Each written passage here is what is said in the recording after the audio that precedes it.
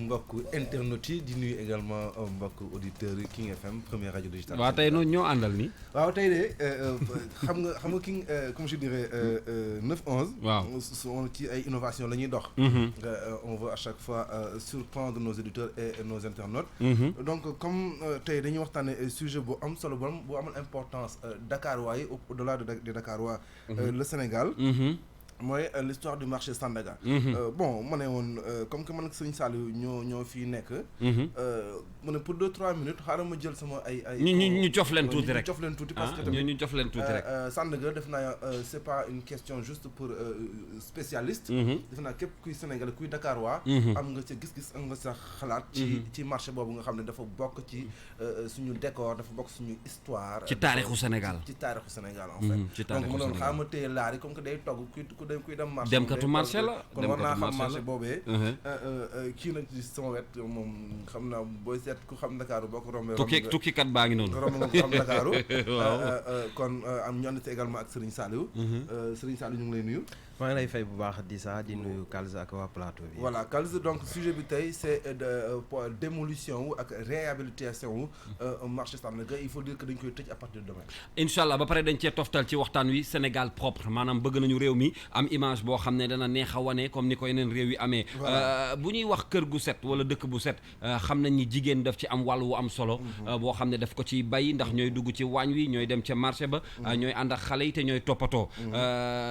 laari bëggoon naa ci am sa xalaat rapidement bu ñu nee tey Sénégal dañuy jël lu mel ni Sandaga te Sandaga bokk ci taarixu Sénégal ñu ne nag dañ koo bëgg a defaraat ñenn ñi ne dañ koo bëgg a dindi carrément ñu toftal ci ne dañoo bëgg réew mu set loolu la ñuy woowee Sénégal propre ndax yow am nga ci gis-gis. si am naa ci gis-gis. man je pense que ni loolu idée bu baax la ñu tëj ko defaraat ko. parce que marché boo xamante ne jiitu na suñu juddu parents yu bëri sax. war nañ ko mën a defaraat. yoo xamante ne boo duggee ci biir marché bi ñi fay jaay sax nekkuñu en sécurité. ay tabax yi mën na wadd seen kaw. waxuma dara mais saleté bi nekk foofu dafa jéggi dayoo. te yaakaar naa ne nit fi nga nekk dafa war a set. dëgg la. ñu defaraat ko te je pense que ni lii bu ñu jógee ci marché Sandaga nañu dem ci yeneen marché yi. ba si yi nga xamante ne mooy mbedd yi. mais yow seen xeet yi nag seen genre yi ñooy kaas parce que da ngeen naan marché yooyu da ngeen koo soxla xam nga jigéen ñi tamit. dañoo bëgg bu ñu tourner rek gis marché seen wet c'est-à-dire que ñoom seen besoin rek la ñuy xool. loolu d'accord naa ci moo tax ma ne la. d'accorduma ci ñu teggi marché Sandaga définitivement. parce que Sandaga ku tudd Sénégal tudd Sandaga. loolu dëgg la ku jugee bitim réew wala nga jugee ci dëkk yi mu mënti doon muy ci biir réew mi. boo demul Sandaga day mel ni demoo fenn bañ nañ ko boo nee ville rek sa xel automatiquement ci Sandaga lay dem. carte postale bu Sénégal. voilà mooy carte postale bu Sénégal. mais aussi nga bëgg di dem di marché dugg ci marché bi di dem nduggi wala ngay defee leneen ba saafara su jur jàngoro. fekk la fa parce que ñëpp gis nañ melokaanu marché Sandaga. du mu mel et que c'est pas la première fois. ñu naan dañuy defar marché Sandaga man ça fait 5 ans ci ginnaaw maa ngi dégg loolu nga koy dégg te ba tey nii sax tant que suba incha allah gisoo ko jotul ba ñu tëj ko du ma ko gëm. waaw dafa jot ñu tëj marché Sandaga defaraat ko yëkkatiwaat tabax yi nettoyer foofu ba mu set. ndax dañu bëgg image Sénégal ndax nit ñi jàngoro bu yu bëri ci biir marché yi lañ koy jëlee parce que nit ñu nekk ñoo fay dem te bu weesoo loolu bu ñu yem bépp marché boo xamante ne noonu la mel nañ ko teggi li gën a ñaaw mooy nit ñi dañuy romb ci kaw tali bi bu weesoo marché Sandaga demal rond-point Liberté 6 bi c'est anormal ni mu mel créé nañ fa ay marché yoo xamante ne teguñu ko ci dëgg teguñu ko ci yoon fi oto yi war a jaar fa la ñuy lal di jaar loolu dëgg la loolu yaakaar naa ne autorité war nañ cee wax maire yu aussi def seen liggéey ci lu demee noonu am na solo ñu yëkkati leen ba mu set wicc parce que yoon dafa am marché am waaw am na fu oto yi war a jaar fi nit ñi war a jaar am bërëbu jaayukaay dafa am du fu la neex rek ngay jaay loolu am na solo lal di jaay jërëjëf soxna Laare ñu ngi lay gërëm bu baax kàddu yi am na solo rawatina mu jógee ci soxna Seydina Omar bu nit ñi jógee bitim réew ñëw Sénégal des fois da ngay mere sénégalais yi parce que da nga naan mais sama dëkk lu tax mu mel nii parce que boo tukkee dem bitim réew gis norme ya fa ne piéton yi am fu ñuy jaar oto yi am fu ñuy jaar ñey jaay aussi am fu ñu ne centre commercial yi bëri nga ñëw Sénégal gis image boo xam ne yow boo demee sa dëkk sax boo àndeek ay gan da ngay xaw am kersa ban gis-gis nga ci am. jërëjëf Kalz moo tax du ma bett bu ñu nee tourisme Sénégal doxul. c'est normal.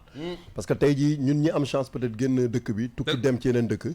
man Sénégal rek laa gis. marché nekk ci biir cœuru ville bi maanaam ci plateau bi. Sénégal laa ko gis te bon mënoon na ko sax am. mais ñu normaliser ko teg ci ay kand et tout. mais par exemple ma jox la exemple man démb dama dem biir Sandaga. mais bi may ñëw ba jub fi car rapide di tourné ci la jot dama foogoon ne tali boobu noonu amatul parce que nit ñi kese laa fa ji gisuma oto bu fay jaar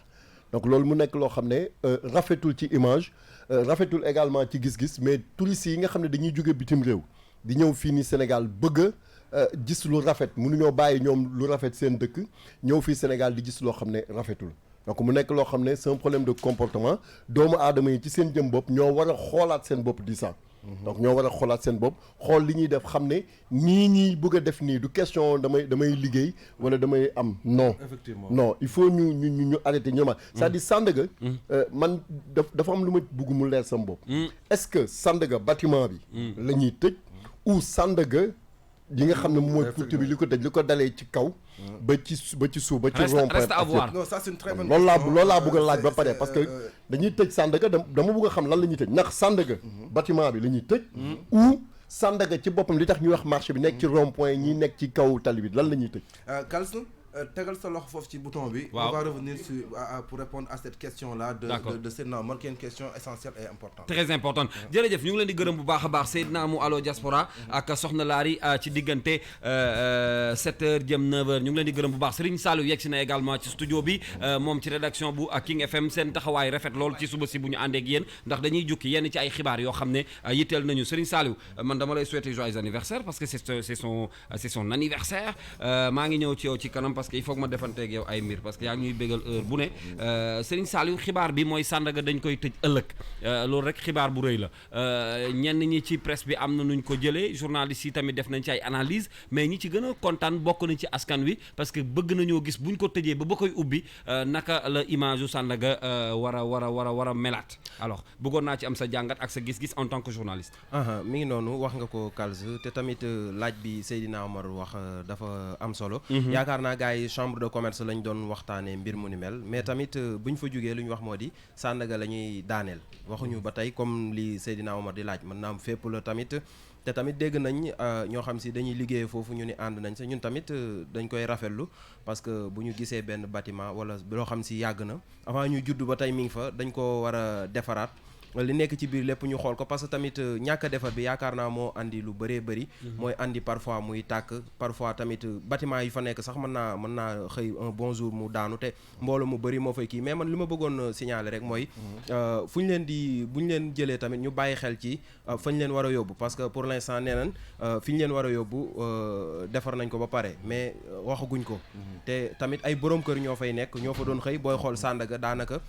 Seydina wax na ko léegi ci cœur de ville la nekk Sandaga ay boroomu njaboot ñoo fay nekk te tamit boo xëyee un bon jour tëj ko ñooñu amoo foo leen yóbbu tamit loolu beneen problème lay andi te mën naa andi loo xam si kon donc war nañ ci xalaat avant ñuy egg si foofu. dëgg la. oui dis ça. c'est intéressant toutes ces questions posées par aussi bien Seydina Omar wala Serigne Saliou mais gis nga Kalson il faut rendre à César ce qui appartient à César. tubaab ba ko wax. tubaab ko wax. Sandaga est-ce que xam nga depuis kañ mu ngi fii. amuñu sax date bu exacte. on parle de entre 1933 jàpp 1935. am na bu ma gis ñu ne 33 voilà. donc on n'est même pas sûr de la date. exact. donc c'est bien avant les indépendances. donc bâtiment bu def plus de 100 ans. jar na bu dul dara sax. jar na ñu xoolaat. ci xel mu dal ci xel mu sell sax. ci bon sens. 2 Sandaga bi ñu koy taxawal. Dakar ne faisait pas 500 000 habitants. Ça, c'est clair. Aujourd'hui, Dakar fait 3 millions d'habitants. Donc, c'est très différent. Deuxième question, deuxième affaire.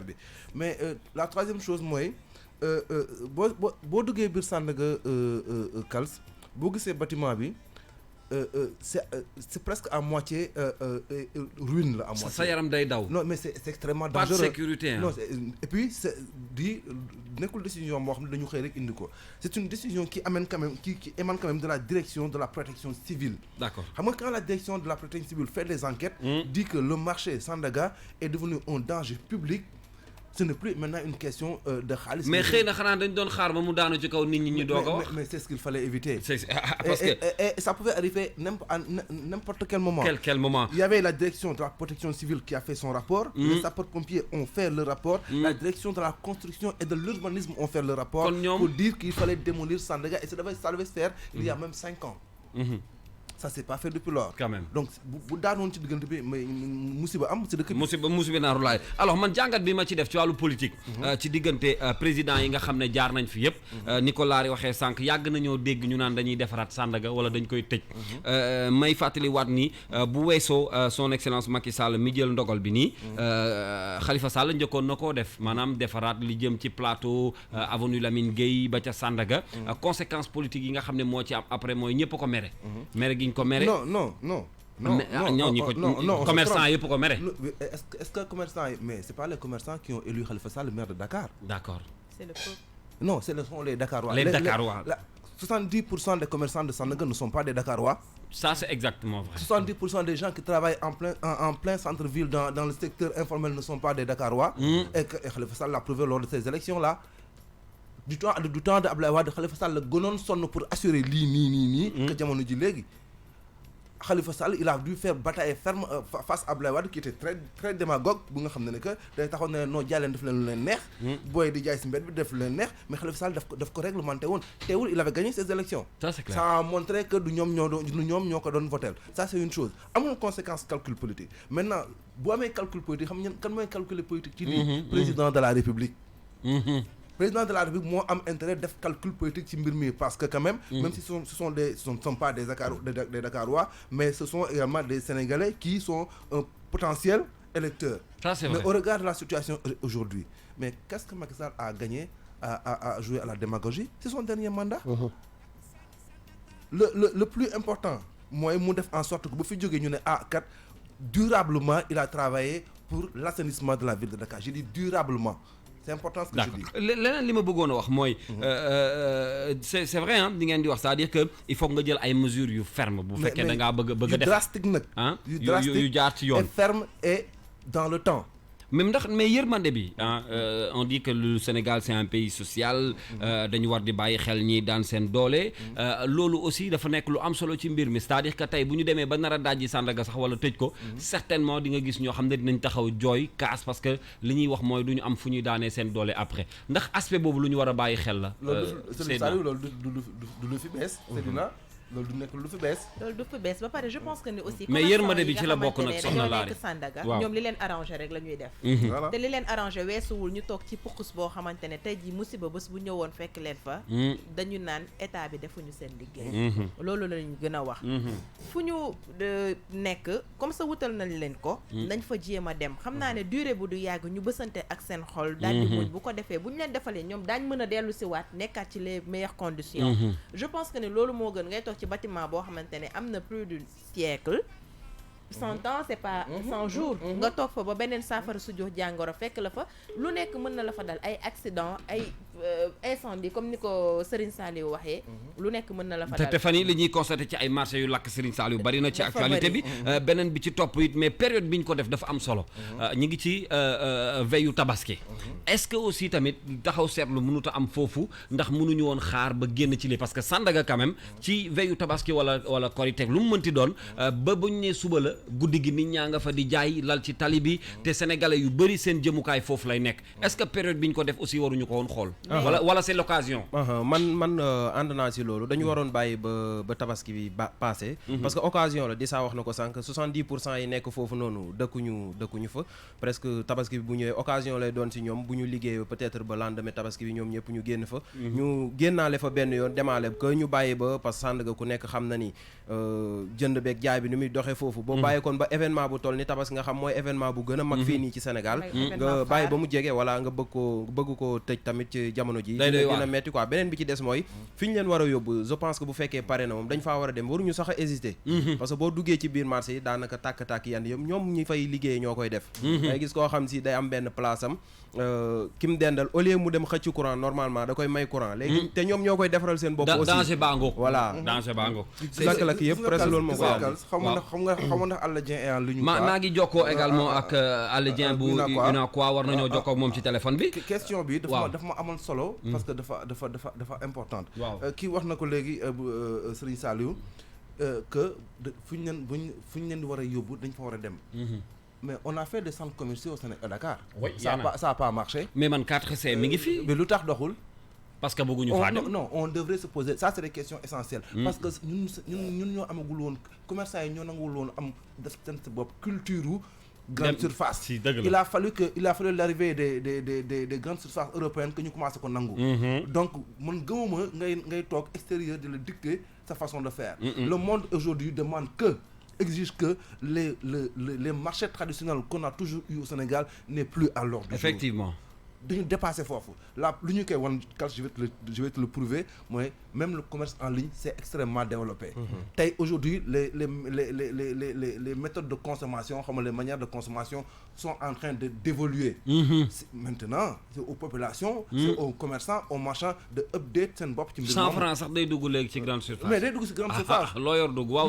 Seydina. man li ma ci bëggoon wax rek lii kii wax man dama jàpp ne lii nii yëpp problème yi ñu am nii Sandaga dinañ ko daane duñ ko daan fan lañ leen yóbbu kii problème de comportement la ak de discipline. c'est-à-dire ñun le Sénégalais. il est naturellement indiscipliné. parce que tey jii nii marché Sandaga. dëgg la am na ay ruines. mais ay nit ñoo fay xëy. mais amoon na nu ñu doon organiser dinañ liggéey sans problème mais quand même di yéeg dem ba yéeg ci kaw tali bi dafa pare beneen problème bi di saa wax léegi muy problème mu les centres là. les centres commerciaux. oui mais xam nga aussi tamit bu fekkee c'est un promoteur par exemple benn Seydina Omar wala benn Sëñ Saliou moo dem à la banque par exemple lef fa ay milliards ñëw tabax centre bi ba pare aussi les magasins mu nekk privé. les magasins ne sont pas accessibles. Par exemple ay location boo xam ne ça fait presque ay 300 voilà wala lu ko ëpp. Par exemple man dama leen di jobeen kii Kër Massar. dañu wax ne pour nga am promesse pour ñu jox la magasin rek da ngay joxe 45 millions. caution bi. 45 millions. c'est beaucoup moom loolu rek da nga koy joxe balaa ñuy wax ne. te bu fekkee ne yow sa fonds de commerce matul 1 million. boo bëggee joxe loolu day donc juste d'accord avec ça. léegi li ma leen bëggoon ñaan rédaction bu King FM mooy ngeen may ma tuuti rek ñu jokkoo ci téléphone bi ak àlle bu UNACOIS. on marque une petite pause. bu 2 minutes rek musicale et puis ñu dellu soit nuyu ci waa Sandaga bu baax a baax parce que ils sont à l'écoute de cette émission dañ ci jokkoo kenn ci ñoom également ci répondeur bu King FM.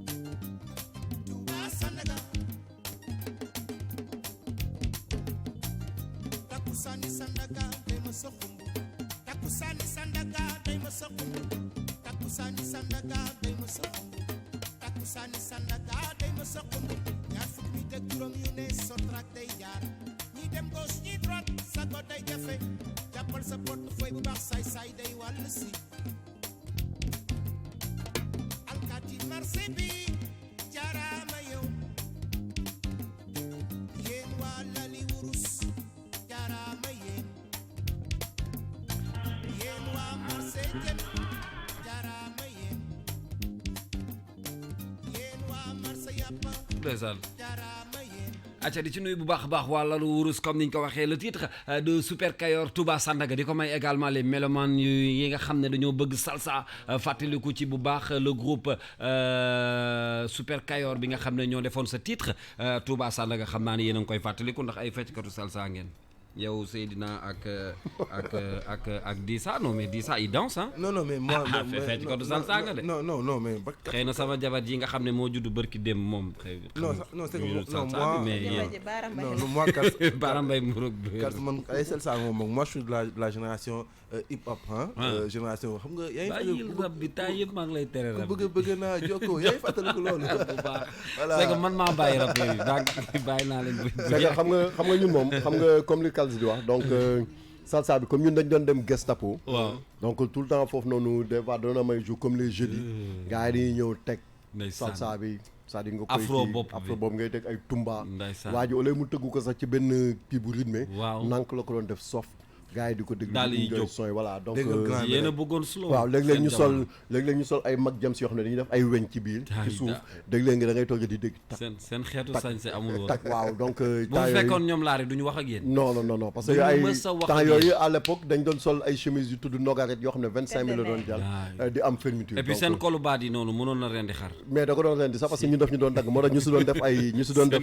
ay mouchoir donc vraiment adduna bi neexoon paaka moom amu leen woon jafe-jafe jërëjëf ñu ngi leen di gërëm bu baax a baax dañuy dem ci téléphone bi UNACOIS la ñuy jokkool àlle moom la ñu décidé waxtaan ak moom ci situation bi nga xam ne réew mi fi mu toll nii ñu ngi koy waxtaanee muy Sandaga mi ñu bëgg a yëkkati kilifa gi ñu ngi lay nuyu ci King FM. waaw waaw ñu ngi lay ziar bu baax dinaa ko yeesal. yeesal mooy lañ ca toftal ah. waaw mu ngoog Alla Dieng dëgg Alla ñu ngi lay gërëm bu baax ñu am mbégte dalal la ci King FM jotaay bi nga xam ne bu ñu xëyee dañ ci ànd ak waa Sénégal ma bàyyi la ak rédaction bu King FM ak Dissa Prera. sëñ Alla maa ngi lay nuyu. waaw ñu ngi lay ziar bu baax ñu ngi lay fay nuyu. di kontaan si répondre bi nga répondre si suñu invitation. alhamdulilah ñoo ko bokk. dégg nga xibaar bi dégg nga ko marché Sandaga gouvernement bi daf ko fas yéene daaneel parce que daf ko génne 10 milliards pour def la ñuy wax réhabilitation bi. d'abord yow commerçant nga Unocois Yeesal lan mooy seen position ci mbir mi. waaw dañ ko war a daaneel pour tabaxaat ko. effectivement. waaw bien sûr donc loolu dañ naan ñaan gu nangu la rek parce que. ña fa dañu nekkoon victime ci benn incendie boo xam ne boobaag léegi egg na juróom-benn at alors ñi am yaakaar nag te bi lakk gi amee am na ñu fa ñàkk lu bari am na ñu fa jóge yoratuñ dara am na ñu taxawaalu ñi ci am chance mooy ñi dese woon tuuti wala ñu am seen jom ak seen ngor wéeru ci yàlla ba am ñun yóbbu ci ginnaaw ca booru champ de course ci ginnaaw station essence boobu ci champ de course ñu nekk fa te ku yàgg a jaay ba am ay client ñu xam la yàgg jënante ak yow ay kóllëre dox seen diggante ñu xëy rek tuxal la fu sori day jafe nit ñi déplacé da fekk si bala nga amaat sa clientèle bi dina def ab diir te doo amaat ñëpp dana am ñoo am xaj na mais doo am ñëpp alors boobaak léegi nag am na ay kuréel yu judd foofu ci Sandaga di ci dox di ci yëngatu ñun en tant que structure nga xam ne xëy na jabooti nañ jaaykat yu bëri jëndkat yu bëri ñu tudd Unocois Yeesal ñun naka jëkk dañu nekkoon ci wetu victime yooyu di leen jàppale suñu amee conférence presse dañu leen di invité ñoom suñu amee daje ñu wooñu ba bi ci ëpp solo sax gën ci yaatu mooy amoon chambre de commerce ministre du commerce à l'époque Alioune Sarr woo fa commerçant yi ànd ak AGETIP ànd ak architecte bi defar plan bi ñu def projection diapositive foofu ñu xool plan bi ñu nar Sandaga ni mu nar a bindoo voilà ñu xool ngeen plan bi nu mu nar a bindoo ale neen nangu ngeen àll ànd ngeen également sax ci réhabilitation marché bi nii mais depuis yàgg na également bopp ba léegi dégg naa démb xam barki démb rek kuréel yi nga xam ne moo tudd ànd aar Sandaga ne ñoom dañ leen ñàkk boole ci waxtaan gi boo tax dañoo émettre ay réserve ci li nga xam ne moom la gouvernement bi wala ministère de l'hygiène publique et de l'urbanisme war def ñoom jàpp nañ ne que xëy na Alioune Ndoye moo nekk ci ginnaaw loolu mooy maire bu Dakar Plateau yow noo tax non ban gis-gis nga ci am c'est-à-dire loolu wóoruma mais li ma mën a xam mooy état bi war na en tout cas ministère bi ko yore parce que ñaari ministère loolu mooy ministère bi yore affaire hygiène publique foog naa Abdou Karim Fofana bon war nañu def communication pour partager ak nit ñi partager liñ nar liñ fa yéene ñaata temps lay durer suñ paree nuñ ci war a jotee nuñ fa war a installé waat ndax dañuy conserver plan d'architecture bi nekk mais en tout cas li ma mën a xam mooy mënuma wax position Alioune Ndoye ndax beneen laa ma sa dajeeg moom ci réunion muy conseil interministériel bi premier ministre Mahammed Boun Abdallah Dionne woote woon ca primature fekke naa ko Alioune Ndoye ma nga fa jël na kàddu donc Alioune mooy maire Dakar Plateau même fii Sandaga dafa nekk diggante mairie centrale mooy bi Khalifa Sall jiite woon bi Soham Wardini jiite tey ci Sandaga daf ci aju directement ak benn parti présidence de la République parce que président mooy jël initiative na day tabaxaat Sandaga maintenant nag diggante mairie bi ak présidence ak ministre yi peut-être harmonisation moo des léegi loolu su amee commerçant yi waruñu nekk victime donc am na commerçant yi ci ne war nañu leen impliqué waaye impliqué aussi duñu impliqué ñëpp dañuy impliqué benn responsable wala ñaari responsable waaw mais foog naa weesoogul foog naa am nañ temps concertation waxtaan échangé dëgg la implication bi weesoogul wax nga ko président mais beneen mbir jàpp généralement suñuy réhabilité marché dañuy def ay promesses dañ koy def commerçant yi fa nekkoon après souvent critères yi day changé bu ñu defaree marché yi ba pare bokk na ci li nga xam ne mooy crainte mooy ragal gi nga xam ne moom la commerçant yi nekk Sandaga ragal mooy est-ce que nañu mën a récupérer waat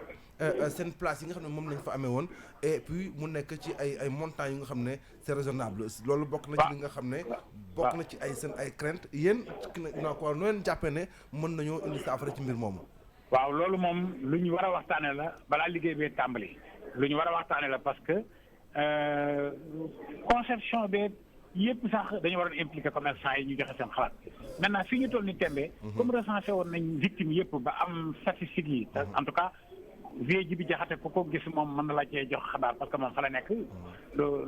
mi ngi dund mbir mi boobu ak léegi te maa ngi nag en contact am régulièrement dama bëgg a wone ne yoon la ñoom ñoo am ay crainte ñoo am crainte yooyu te loolu nañ farlu ak ku nekk benn say ngir jàkkaarloog ñi ko war a liggéey ngir ëllëg su paree jàmm ñi priorité ñi installé mooy ñi fa jóge woon d'accord balaa keneen di jóge maanaam jiital ñi nga xam ne ñoom la ñu yëkkati woon ñi nekk victime am na ñu ci faatu sax même ñi fa faatu sax dañu war a topp ko seen njaboot gi ñu ci bàyyi am na solo waaw ña nekkoon victime seen i bagage lakk fa nga xam dañuy démarrer à zéro di jaayaat ba tey ñu amaat ëslëg ñooy nekk priorité non seulement ñoo war a nekk priorité mais dañ leen ko war a wooyee falal dañ leen ko war a gën a yombalal loolu nag organisation bu jaar yoon lay laaj moom la laaj te inaa ko yeesal da ci taxaw parce que am nañ ci ay pexe am nañ ci pexe waaw dëgg la jërëjëf ñu ngi lay gërëm président ñu ngi lay sant di la gërëm jërëjëf kàddu yi am na solo moom moo jiite UNACOIS yeesal dañ ci toftal yeesal boobu xam naa ni ngir mën a am yu bees yoo xam ne dañ ko ciy dolli ñoom seen taxawaay moom bokk na ci organiser waat bu baax li nga xam ni moo di bu ñu waree dellu si ci Sandaga beneen bi it mooy durée bi nga xam ne moom la ñu war a toog ngir dellu si waat ñaataat lay doon wala fii ak kañ lay doon ndax xam nañu mbirum état aussi du gaaw non liggéey bi ñu ngi ko nattoon ci un an jàpp 2 ans ci seen i wax nee nañu dégagé nañu 10 milliards pour bon il faut savoir également que ça ne concerne que le bâtiment du marché Sandaga pour répondre à la question laalu alentour yi laalul ay kër le bâtiment central du marché Sandaga moom la ñu war a démolir et puis def la ñuy wax réhabilitation bi donc loolu mooy première bi et donc c'est un montant de 10 milliards que le gouvernement dit que dina ko dégager. C'est quand même un budget hein. Oui, c'est un budget, mais on verra à l'arrivée ce que ça va donner. Ça reste encore des chiffres, ça reste encore théorique. Pour mu leer il faut ñu xam ñu gis ak suñuy bët loo xam-xam demba voilà je veux dire pour être sûr de quelque chose il faut vérifier soi-même. Je pense que aussi 10 milliards moom fu ñu ko génnewee yaakaar naa ci sama xalaat bu gàtt balaa mooy am 2 ans liggéey bi war na te defar ba war naa baax it bien sûr parce que 10 milliards moom c'est pas des jeux c'est pas 10 francs c'est pas 10 000 francs war nañ ko mën a liggéey war nañ ko mën a liggéey mu gaaw ba pare aussi même bu ñu defaree bâtiment bi ba pare teguñ fa yenn conditions de travail yi ça ne sert à rien defar bâtiment ba mu baax dépenser ci ay milliards mais ils ont dit réhabilitation et modernisation. D'accord ngeen baal ma dama am kenn koo xam ne fi ñu ko jëlee sax xaw naa xat ndax mi ngi ci liggéey boo xam ne mi ngi ci ànd ak état bi Madani Si la ñuy jokkool ci téléphone bi jamono ji mi ngi jam ñaajo su ma juumul salaamaaleykum Madani. waaw Cheikh bi maa ngi lay ziar bu baax. ñu ngi lay ziar di la dalal ci King FM bu Dakar waxtaan wi mooy li ñu tàmbali ci subaak léegi jëmale ko ci li nga xam ne mooy mbirum Sandaga bi nga xam ne état bi taxaw na ngir defaraat bâtiment bi nga xam ne jàpp nañ ni màgget na te ay matukaay lañ ci war a jël ngir defaraat ko ci anam yu gën a jaar yoon déjà sa commentaire bu njëkk ci situation bi fi mu toll. waaw mais ñëpp gis nañ ne vraiment marché Sandaga état de délabrement avancé bu mu nekkee nii ñëpp ko ñaawlu te bu fekkee ne defar rek nul n'a le droit de refuser le développement. mais nag dafa am lu ñuy tuddee ay conséquences ak ay dégâts collatéraux mais maanaam tey nañu bàyyi xel ñi fa xam ne ñoo fa doon liggéey doon fa daan seen doole te bu fekkee ne tey réaménagement am na ou bien réhabilitation am na bu ñuy recaser aussi tamit ñi prioritaire mooy ñi nga xam ne ñoom ñoo fa nekkoon doon daan seen doole. C'est vrai ñu bañ a def une politique politicienne parce que d'habitude dañuy gis ñoo xam ne ñoo fa nekkoon di daan seen doole soo gisee ñuy kaas bañu ñu sax ñuy defar ko mais li ñuy xalaat mooy seen lendemain ëllëg bu fekkee ni dem nañ ba réhabilité yi ñeneen ñoo xam ne mosuñoo liggéey ci marché bi ñu andi leen loolu souvent dafay créer ay frustration effectivement léegi nag li may faral di wax ne sooy def mbir pour man te boole woo ma ci yaa ngi koy def contre man donc ñoom ñi nga xam ne nii je pense que tey il faut mu am ndëpp état am na lu mu génnee ministère am na lu mu génnee mais en amont et en aval dafa war a am benn cadre de concertation buy définir benn synergie par exemple ñu ne lii lañ bëgg à court moyen long terme mais lépp ñu associé ci ñi nga xam ne mooy acteurs yi fa nekk suñ demee nag ba am xëy na nag consensus unanimité mënul am mais foog décision am parce que duñ toog nag ba marché bi daanu ci kaw nit ñi ñuy jouer au sapeur-pompier. dëgg la je suis d'accord Madani c'est sûr que c'est certain que gouvernement bi wax ñoom sax Alla Dieng bu nag waa wax na ko sànq am na cadre bu tegu déjà waxtaan bi mu ngi ci déjà mais dafa di il faut dire la vérité Kals dafa di genre situation yu mel nii il y a à chaque fois des récalcitrants des gens derrière qui souvent pour une raison ou pour une autre du ñu bëgg affaire yi jaar que le marché soit ordonné parce que également il faut dire Madani que le désordre du marché également dafa am ñu muy njëriñ mais déggoo mën na la dafa am ñu muy jëriñ le fait que marché bi mel ni jaxasoo saleté dangereux moom ay ruq moom dafa am ñoo xam ne xëy na moo leen arrangé nañ mun xëy na làq ay marchandises yoo xam ne naka su dul noonu la ci ay endroit yoo xam ne bu marché bi ordonné woon loolu du mën am n'est-ce pas absolument parce que insécurité kenn bëgg ko parce que tamit am na ñoo xam ne yenn malfrats yi foofu la ñu def seen lieu de refuge voilà ba pare aussi tamit bu fekkee am na ñoo xam ne ñoom tant que c'est flou ça les arrange bëgguñu mu baax mais ñëpp bëgg mu baax c'est vrai tant que sama biir njëlbeen wax nee naa leen nul n'a le droit de refuser le développement dëgg la surtout par exemple ci wàllu cet xoolal par exemple ñun ñi nga xam ne ñooy liggéey ci mbalit mi Sandaga dafa am benn dépotoir boo xam ne souvent au début benn kees moo fa nekkoon di barrer la voie publique sur Lamine Gueye surtout Lamine Gueye bi dugal nañ leen ci artère secondaire boo seetloo am na benn fluidité bu am mais malheureusement l'inorganisation du marché dafa dem ba créer benn pëccoxoo pëccoxoo boobu nag bu fekkee ne bëgg nañu li ñuy wax ci Sénégal émergent Sénégal du émerger salté déedéet Sénégal du émerger ñuy occuper anarchiquement la voie publique déedéet Sénégal du émerger tant que ñu ngi salfaañe ak yelleef ay liggéeykat dëgg la léegi nag boo gisee man may wax ak liggéeykat yi mooy que père de famille ak mère de famille yooyu fa nekk ils sont prioritaires mais nag waruñoo xëy rek ñenn ñi ne ay nihilisme ne tout rien ou bien maanaam daal warul am parlo non gis nga affaire bi dañ jël politique teg ko fële. dëgg la Madani. waaw sa di nga wax dëgg la daf may jox sax li nga wax daf may transition parce que nee nga nañ jël politique teg ko fële gis nañ que tey président mu ngi def lancement wu programme buy wax Sénégal dafa war a set wecc xaw ma sax lu programme bi tudd. lu ma mën a xam daal mooy ay programme de setal wala ay programme de propreté dans ce pays. yàgg na fi. teewul yaa ngi ko wax léegi salte bi mu ngi wéy di am ba léegi yow syndicat buy setal ci syndicat ci travail de nettoiement nga bokk. lan mooy gàllankoor bi lan moo tax boobu léegi ñuy setal mu tëw a set lan moo tax. fondamentalement parlant li ko waral simplement de façon très claire sans démagogie sans indi ay affaire mais non ma daane bul mu indil affaire syndicat nii ñu naan clairement man ci digg bi laa jaar ci digg loolu laa bëgg aca ñëwal ma daane mauvaise volonté politique affichée kon nguur gi daal ñoom daal ñoo si taxawul affaire bi xam nga lan la buñ bëggoon mu baax dina baax gestion taf yëngal moo fa am éternel recommencement d'accord ñun ñi nga xam ne ñoo ciy liggéey damay faral di wax ne bu ñu naan valorisation des déchets mais valorisation liggéeykat yi d'abord dëgg la parce que tamit liggéey ci mbalit kattan la ak xel bu daw dama ne dëkk ci dëkk bi dafa dëkk bi moo ko gën tey nag président de la République mooy jël les taureaux par les cornes mu ne zéro déchet nag warul nekk slogan zéro déchet dafa nekk une vision dafa war a nekk un état d'esprit waaw nan lañ mun defee vision état d'esprit vision mais concrètement sur le terrain vite fait en peu de temps parce que le temps ñu xool nan lañ mun def ba nga xam ne que dina durable des actes concrets mooy que d'abord il faut un changement de comportement responsable à tous les niveaux. D'accord. Il faut l'accompagnement des populations parce que mbalit mi ay jëne teguñu ko fa ay nit ñoo ko fa bàyyi ñuy dooree def de la répression pour que ñu fi Sénégal mën a set d'accord Madani xëy na liñ ciy dolli rek mooy tamit nañu génn bureau yi te wàcc ci terrain bi parce que yaakaar naa ni seetal ab dëkk moom du ay toog di ko waxtaanee moo koy def mbalit mi nekk ci mbedd mi la ñu war a génne ñu ngi lay gërëm bu baax ci nangu bi nga xam ne nangu nga ko xam naa ni xat na lool ndax fi mu ne nii yaa nga jam ñaajoo ci conseil boo xam ne dañu dajale ay ministère ñu fas yéene waxtaan lépp lu jëm ci situation wu dëkk bi bokk na ci setal li nga xam ne moo di Ndakaaru ndax ëllëg pour waxaat wax ji ëllëg dañuy tëj Sandaga wala bâtiment ba ca Sandaga pour nit ñi yaakaar ni boo jëlee sa oto doo mën a dem Sandaga déedéet bâtiment ba ca Sandaga la ñuy tëj ngir defaraat ko foofu laay jaaree gërëm ñaan ñi nga xam ne àndoon nañoo ak ñun ci jotaay bi peut-être un dernier mot bu Seydina Omar ak Laari Samb mi nga xam ne depuis ci 7 heures ñi ngi àndoon ak yéen ci King Morning ñu nit ñu amoon sañ-sañu téyewaat leen fi ndax sujet bi képp kuy sénégalais intéressé na leen merci beaucoup les deux Laari merci beaucoup à vous Kalz ak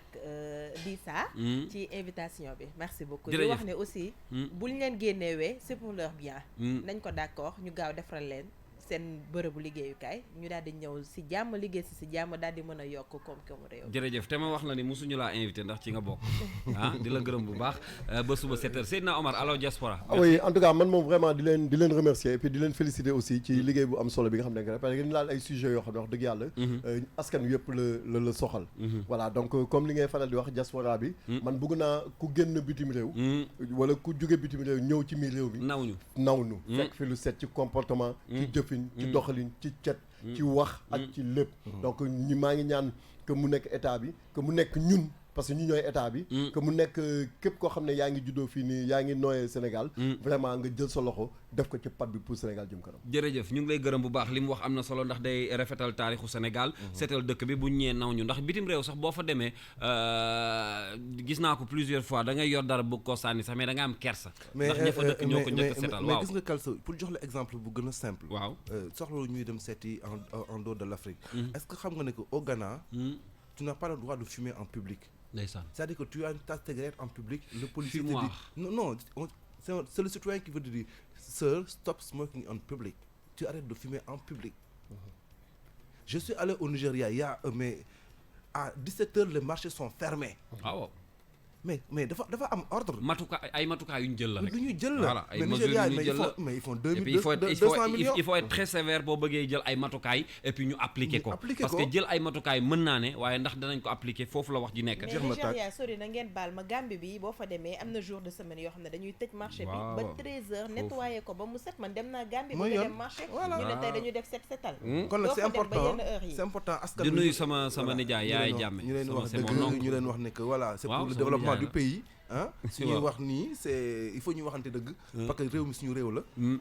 mënuñ fi nekk di naxante ñëpp bëgg liggéey dëgg la mais nañ ko teg ci yoon jërëjëf def naa c'est important jërëjëf yow dinañ dajewaat ci kanam tuuti balaa ñuy jeexal jotaayu xibaar yi kooku mooy Dissa Pereira rendez-vous tout à l'heure on marque une autre pause beneen pause musicale ak rédaction bu King FM ci kanam tuuti lay doon ginnaaw tënkum xibaaru 10h30 yi léegi xibaaru dem beeg dëkk bi lay doon ci King FM dinañ dem jokkoo ak Massaer xanaa ñu duggaat tuuti ci Sandaga bi comme mooy actualité bi le titre de Super Kayor di ko may les vieux les grands maa ngi leen di nuyu bu baax sama anciens yi nekk Sandaga sama grand yi ñoom Pape Diagne di leen nuyu bu baax a baax di ci nuyu Talla Diagne également bu Sandaga le producteur ak Omar Gadiaga ma ca Sandaga maa ngi koy nuyu bu baax 221 cantine bi xam naa ni loolu Seydina Omar xam na ci dara yàgg naa jëndi cassette ca Omar Gadiaga tey nag suñu portrait bu bés bi dañuy ci ànd ak Ndeye Fatou ndax dafay ñëw te Ndeye Mati voilà Ndeye Mati la ñuy àndal ci portrait bés bi tey mu defal ñu portrait bu am solo ci koo xamante ne nii Sénégal de mënee su koo fàtte te heure bu ñu toogee di wax ci ay mbiram dañuy békk ñu koy wax son excellence maître Ablaye Wade dañuy déglu ji portrait bi ba noppi ñëw ci commentaire yi ak Dissa Pereira ginnaaw loolu dinañu tënk xibaar yi bu 10h30 jotee ci King FM seen portrait wu bés bi maître Abdoulaye Wade. maire bi homme d'état la bu ñëpp ràññee mu jiite parti démocratique sénégalais PDS nga xam ne bokk na ci parti yi gën a mag fi ci Sénégal le 26 mai ci atum 1926 nag la gane ci àddina ci ndawam mu jot a jaar fu bari ngir sàkku xam-xam dajale itam ay diplôme ci ay matières yu wuute maître Abdoulaye Wade comme ni ko ñu bari di woowee 1952 ba 1957 la dugg ci faculté des sciences jàng fa droit ci école libre bu Besançon ca gannaaw ga mu def fa sax stage en tant que avocat docteur la nag en droit et sciences économiques ca université bu Grenoble 1959 la souteniroon thèsam dippee woon ko économie de l'Ouest africain unité et croissance métier avocat France la ko njëkk a dooree ci diir bu gàtt laata muy ñibbi ci Sénégal ngir plaider ca bureau de Dakar ak itam jàngale ca université Cheikh Anta Diop maître Abdoulaye Wade moo fi défendroon président du conseil du Sénégal bi fi woon di Mamadou Dia ci atum 1963 ak Valdiodio Ndiaye Ibrahima Sarr Joseph Mbaye Alioune Tall ci procès de la crise politique bu décembre 1962 te Léopold Sédar Senghor jiñoon leen tentative de coup d'état nit ki lee nag daanaka ci politique la ko ñëpp xamee 1973 la ci tàmbalee fës nekkoon responsable local ci biir Union progressiste sénégalaise at mi ci topp la taxawal PDS parti démocratique sénégalais laata ñu koy fal ci assemblée nationale nekk na candidat ñeenti yoon ci élection présidentielle waaye muy lajj mu nekk ministre d'état ci nguuru président Abdou Diouf 1995 ba 1997 mu doonaat ko maître Babacar Sèye génn àdduna ci anam yu tey xel ñu njortoor ne kii di Abdoulaye Wade loxoom daf ci laale waral ba le 15 mai 1993 ñu jot kaay yóbbu kaso waaye nag yàggu fa ndax amuñu woon ay preuve yu doy ñetti fan dong la fa def daal di génn booy seet nag ku dul xaddi dëgg gis ko ci leaderu PDS bi 2012 mu andi slogan bi di soppi nga xam ne bokk na ci li tax sénégalais yu bari bàyyi ko xel ci noonu mu amal campagne bu mucc ayib ci élection wu 2000 yi daal di falu ci deuxième tour bi ak 58,1% fukki at ak ñaar mu yore ko Sénégal maître Abdoulaye Wade def ay jéego yu am solo waaye tolof-tolof yi ci géew politique tàmbali ci ñaari at yu mujj yi élection 2012 yi jot mu sàkkuwaat 3e mandat askan wi yépp nag taxaw ne du ci dal ndax tàmbali naa magal le 2 avril 2012 le maître Abdoulaye Wade jóge ci bopp nguur gi installé wu ji Versailles waaye taxul benn yoon loxoom jóge ci yorinu Sénégal ndax ba léegi bari na ay xew-xew politique yu ñuy dégg kàddoom wala ñu ci njortu jëfam bari na sax ay politologue te du ñoom dong ñu njortu ne bu Ablaye Wade amee bëgg-bëggu dellu si waat ci nguur gi du lenn lu dul ngir voter la loi d'amnistie pour xàllal yoon wi doomam bii nga xam ne mooy Karim Wade. jërëjëf ñu ngi koy gërëm bu baax a baax ci portrait boobu nga xam ne tey andil nañu ko ci son excellence maître Abdoulaye Wade un portrait très intéressant ndax Abdoulaye Wade nag ci taarixu Sénégal la bokk léegi di ça. oui ci taarixu Sénégal la bokk dommage que il est presque 10h30 mais ci lu gàttal rek lu mu bëgg expliquer mooy Abdoulaye Wade dafa nekk nit koo xam ne c'est un modèle de persévérance premièrement deuxièmement Kals sénégalais yi c'est à partir de Abdoulaye Wade dañu gëm ne wala ñu xam ne réew mën nañ koo defar mën nañ koo tabax dëgg la c'est-à-dire am na ñu fi nekkoon pendant 40 ans xaw ma bu ñu tabaxee benn tali tey balaa ñoo tabaxat benn tali fukki at ci kanam mooy borom tali yi mooy waaw mais bi Abdoulaye Wade ñëwee c'est avec Abdoulaye Wade que les Sénégalais se sont rendu compte qu'il est possible de construire un pays borom initiative yi moo tax il est très difficile de faire plus que lui dëgg la très très difficile Macky Sall ne dirait pas le contraire c'est Abdoulaye Wade qui a fait que le Sénégalais gën a gëm boppam la ma Babacar Fall waxoon démb rek ci antenne bi bu ñu fàtte ni Macky Sall doomu Abdoulaye Wade très bien waaw mais tey mais bu weesoo loolu c'est que dafa am lu mu empreinte am daf ko teg ci Sénégal mënuñu ko dindi di saa dama lay téye foofu parce que xam naa ne dañuy ñëwaat ci Abdoulaye Wade parce que man sama maam bu ñu koy waxtaanee daf may neex waaw damay kontaan sama maam la Abdoulaye Wade kat yegg si na ci studio bi ngir ñu tënk xibaar yi nga xam ne ñun bu waxtu yu jotee dañ leen koy jox ma delluwaat nuyuwaat ko rek kat yi noo def. maa ngi fi Kals. mbaa yaa ngi ci jàmm. oui ça va. ayca ñu tënk xibaar yi dellu soit. mbirum Abdoulaye Wade mënuñu ko cof looloo waral ma teewaat di saa tuuti ngir ñu wax ci portrait bi nga xam ne tey amal nañ ko ci son excellence maître Abdoulaye Wade di ñëwaat tuuti ci jaar-jaar bi di jaar-jaar boo xam ne waxtu sax mënuñu cee waxtaan waxtu ndax dana ko ëpp mais ci tënk rek lañ nekk di waxtaanee ci son excellence Abdoulaye Wade di quand même kenn ci ñun ndax des fois comme la ma waxoon keroog Babacar Gaye ñun maam lañ ko jàppee président la ba noppi nekk maam ci ñun. waaw gis nga Kals lu tax Abdoulaye Wade important ci dëkk bi mais man su ma koy xool dama naan ce n'est même pas l'alter ego de Diouf mais c'est l'alter ego de Senghor. dëgg la si on dit que Senghor a mis en place une administration au Sénégal je dis que c'est Abdoulaye Wade qui a mis en place la démocratie au Sénégal. Ça c'est vrai loolu dëgg la. Ça fait 45 ans que notre grand-père il travaille pour la démocratie au Sénégal. Aujourd'hui il continue am na ñu bëri ñu koy ngañ naan lu tax muy des ci politique bi mais jàpp naa ne li tax muy des ci politique bi moo tax dëkk bi du wéy di am démocratie. dëgg la de. am na fu muy taxawee. non xoolal loo am fit di nga xam ne sa professeur lu mu la jàngal dina am clé bu muy denc boo xam ne am na boo indee ay benn ngalaju bu mu denc benn ngalaju boo xam ne mu ngi ko denc te je suis pour que Abdoulaye Wade reste dans le paysage politique. ndax dañ ko soxla. non on en a besoin. on a besoin d'un homme comme lui parce que sinon suñu démocratie bi dafa nar a nax saay. dëgg la. je vais te dire une chose. waaw. si règne Abdoulaye Wade. le Sénégalais am liberté d'expression laa wax. waaw libre. mais libre wax sa xalaat ci dëkk bi. jamono Abdou Diouf néew ma ne amul. waaye néewoon na. amoon na ay limites. dëgg la. Abdoulaye Wade loolu moom moo ko dugal c'est-à-dire que c'est pas une petite chose. C'est-à-dire que mettre ça dans la constitution du Sénégal c'est-à-dire autoriser le Sénégalais c'est-à-dire Kals dafa graaw loolu c'est-à-dire que depuis ñun am nañu indépendance des années 30 ans 40 ans plus tard xamuñu ne que ñun loolu suñu droit la exprimer wu. Abdoulaye Wade ñu ubbi suñu xel yi la liberté d'expression. ne ni c'est votre droit. Donc je vous le donne. et ça quand même il faut le saluer. mais il faut le saluer. Dissa Pereira dina ànd ak yow suba ci chronique bi nga xam ne di nga tënk xibaar yi nga xam ne moo am ci semaine bi yëpp. Inch'Allah ñu mu nekk sa xalaat boo xam ne ñun nawloo nañ ko comme nag dañoo nekk ci joindre l'utile à l'agréable. ginnaaw bi ñu waxtaanee ci son excellence maître Abdoulaye maa ngi ñëw léegi ci répondeur bu King FM tey dinaa doxantu ba boori Colobane laa jukki benn waxtaan foofu dégtal leen ko ñi ngi ci musique bi aussi bàyyi ma tegal leen Ida Wade di doomu Abdoulaye Wade rek ñu bégal ci suñu maam aussi bu ci mënee bànneexu tamit du ci yàq dara di ko nuyu bu baax son excellence di ko ñaanal fan wu gudd lool ak Abdoulaye Wade dañuy jaare noonu li ñu des ci ay waxtu bareetul il est 10 heures passé de 42 minutes à peu près 18 minutes à passer ensemble sur cette antenne dañuy dem jukki lan ci li nga xam ne moo di répondeur bu King FM fàttali waat leen numéro bi di 77 738 68 69 moom ngeen di gis noonu ci baaru écran bi ngeen di seetaan ci page Facebook bi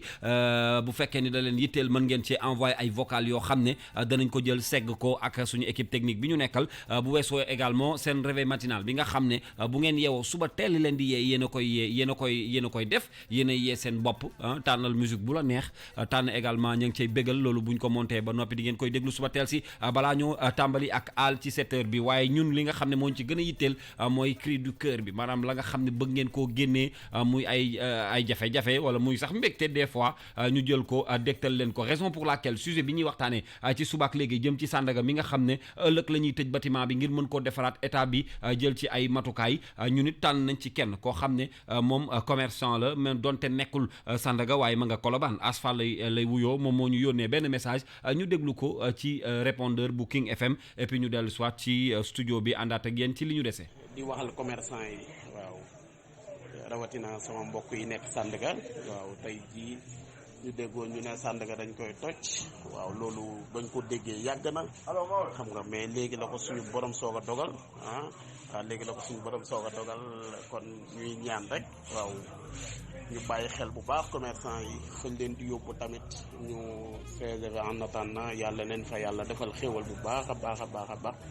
waaw di delluwaat naan leen état bi ngeen jàpp ci nag bu baax a baax a baax a baax parce que ñi nekkoon Sandaga waa xawoon nañ fa yàgg xam nga mais tamit liggéey ak xel mu dal wax dëgg yàlla mënoo di liggéey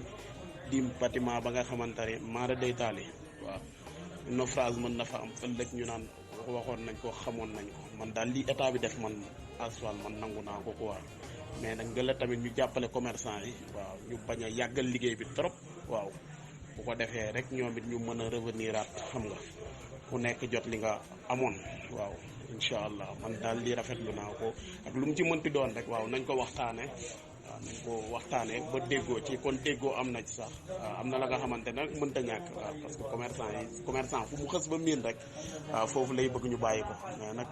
dëkk dafa laaj ak defar quoi waaw lii am na solo rafetlu naa ko bu baax damay bañ a monopoliser kàddu gi muy gën a gudd te affaire de rajo la mais daal yéen daal macha allah dañ leen di ñaanal bonne continuation ci kaw ci kanam King FM Dakar tuwarkal la di jëkkal si yow ni ñu gërëm si ak si l'équipe Dissa Pereira waaw macha allah daal fi ngeen ko teg daal gis nañ suñu bopp carrément.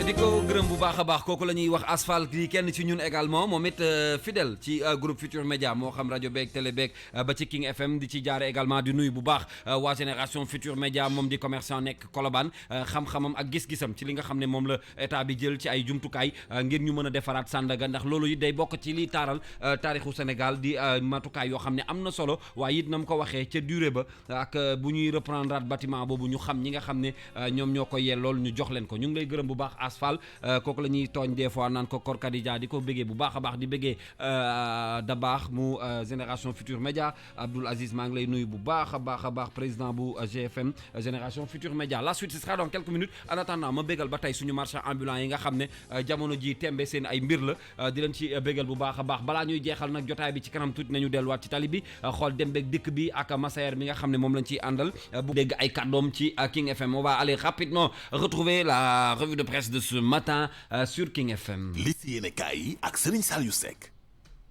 góor gi national wala njomboor di président Abdoulaye Wade audience yi muy wëy di dalal waa ku jegeeg ñu fare ci société civile bi moo ëlëm waa enquête yéenekaay ba tax ñu enquête ca lu yaatu xëy becc ko seenu xët boole kook fesal nataalu président Abdoulaye Wade bu mu jàppee ci loxob Ousmane Sonko loolu nag di tekki ni moom président Abdoulaye Wade dafa nekk taarix ci symbole bi nga xam ni ci la jàngale ci opposé wu ci yor ci réew mi tey mu nekkaat ci système bi système boobee la Ousmane Sonko joxoñoon baaraamu tuuma naam ne waxoon na ni système bi singili wu ci kenn waaye dafa fekk ni rek doxaliinu ñenn ñu nekk ci système bi moo ko neexul moom Ousmane Sonko tax sama naataango yi di ko tiital mu roy dàq nag mooy nga taseek liiru jaan ca àll ba dóor ko ba mu dee te màttu la màttagul itam sa mbokk waaye la nga ca jublu mooy mu màgg roy dàq mel ni jaan bu mag ba tasoon sa jàngi maam ya daaw ba yu ren ya bariwul nit Maurice Soudieck Dione nekk docteur en sciences politiques ne li président Abdoulaye Wade nekkee war na jural xel ñaar nguur gi fi nekk naam ne PDS di parti démocratique sénégalais jamono ji amul benn pression wala doole bu mën a yëngal nguur gi fi nekk professeur Diaw ne président Abdoulaye Wade jamono ji dafay dajale mbooloo mu mën a jaamaarloo ak nguur gi fi nekk te nag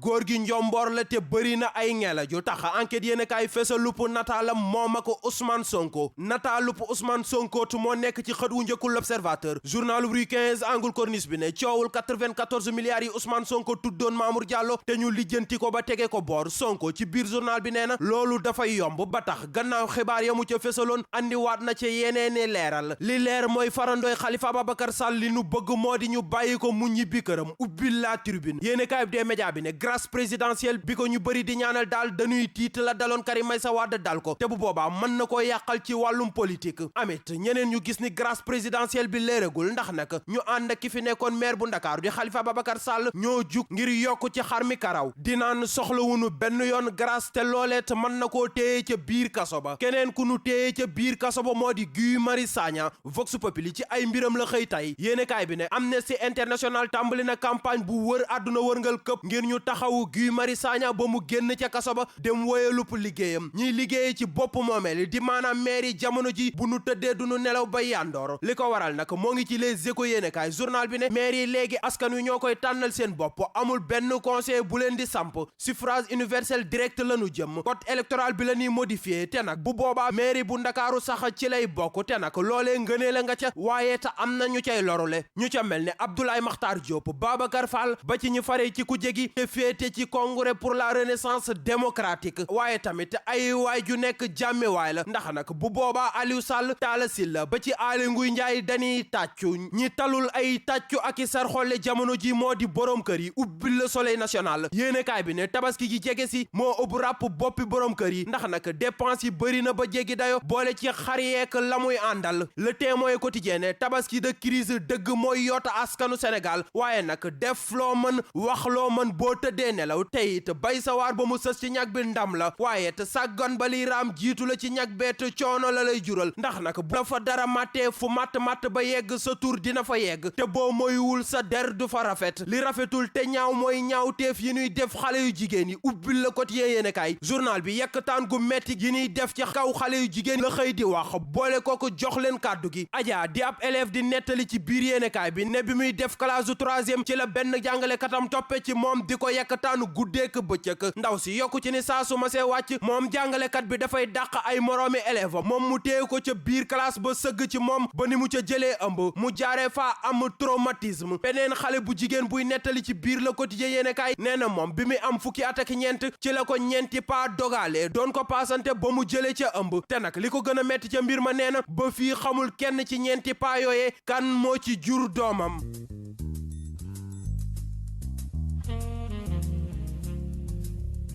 aca loxo daratina gémmiñ macha allah sëñ Saliou ñu koy gërëm bu baax a baax ci revue de presse bi doy na waar loolu di ay faits divers yoo xam ne moom la ñu tëjee suñu revue de presse bu tey mën ngeen ko fekkaat également ci www.kingfm.sn mbaa ci suñu page Facebook wala sax ci chaîne YouTube bi nga xam ne boo ñu bëggee déglu en mode replay fa ngay dem di ko gërëm bu baax a baax moom nag tey la anniversaire am ñu koy ñaanal suñu borom guddal fan wi wéral baat bi également xale la waaye loxoom set na te mën naa bokk ak ay mag di ko gërëm bu baax Serigne Saliou Seck bu rédaction bu King FM xam naa ni mbirum journaliste dafay sedd moo tax anniversaire bi yëngoogul waaye bu ci kanamee rek danañu yëngal ànd ak yow ci bés bi nga xam ne sa bés la encore une fois longue vie santé prospérité et puis yàlla may la mucc gu baax a baax te rafet waay ci